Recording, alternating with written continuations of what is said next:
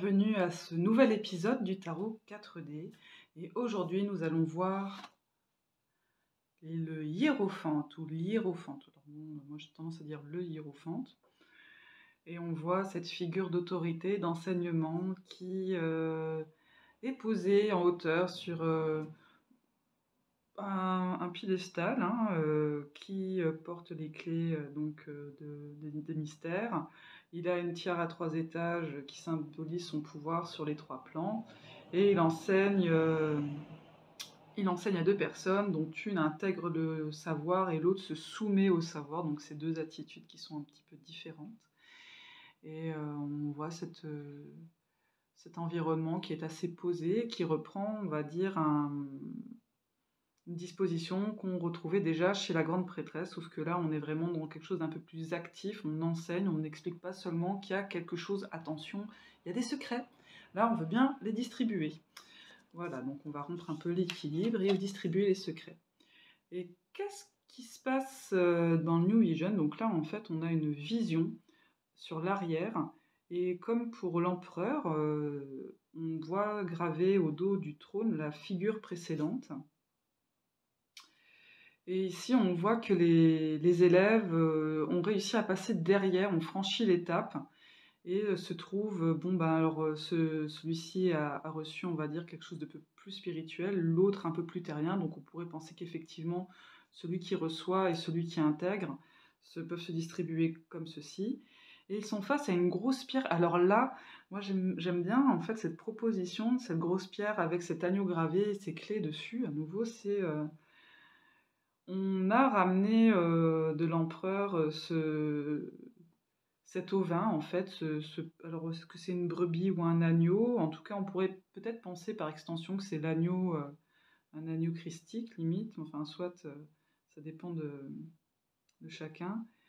Et cette pierre pourrait presque faire office de nombril du monde. Ça y est, on a accédé à un savoir, on a pu rentrer dans le sein des saints et on peut voir, on peut toucher de façon très tangible et arriver comme un nouveau-né face à ces mystères. Moi, c'est un petit peu ça qu'on voit et ça ne se fait que par le truchement de cette personne qui a été reconnue en fait, et on va voir de quelle façon avec le before. Et là, c'est la première carte avec laquelle je suis OK sur le before tarot. On voit qu'il y a une reconnaissance supérieure, un pouvoir qui est donné par quelque chose qui est au-dessus.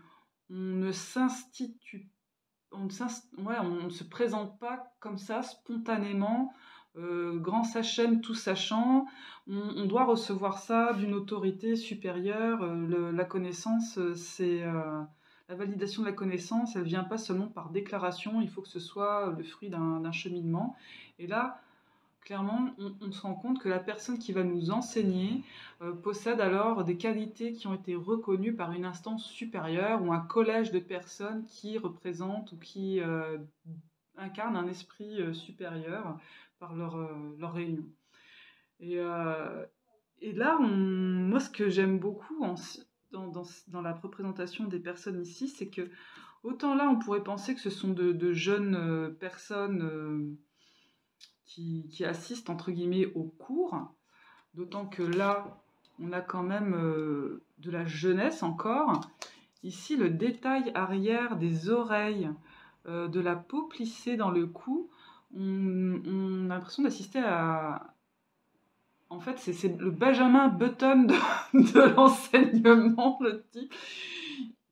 On arrive peut-être un peu fatigué par de fausses croyances ou des enseignements erronés, voilà, des fausses croyances qui nous ont été données, ou des idées, des prérequis qui pourraient nous laisser un petit peu sur de vieilles positions, nous faire devenir un peu réac, et d'un coup, pof, la connaissance arrive, on récupère un nouveau souffle, une nouvelle jeunesse, comme quoi la nourriture de l'esprit maintient que peut-être la curiosité intellectuelle, ça permet de conserver une vivacité de la jeunesse en fait au niveau intellectuel.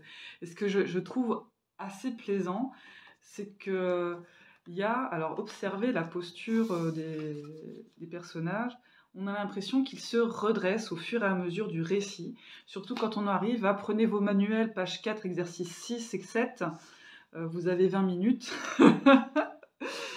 Donc là, sur l'after, il montre que ce qu'il raconte, ça n'est pas n'importe quoi, il est capable de donner des sources en fait. Il a des sources à ce qu'il explique et ces sources en fait vouloir partager puis reconnaître en même temps que ça tombe. Je ne suis pas née avec la connaissance, la science infuse, les gars.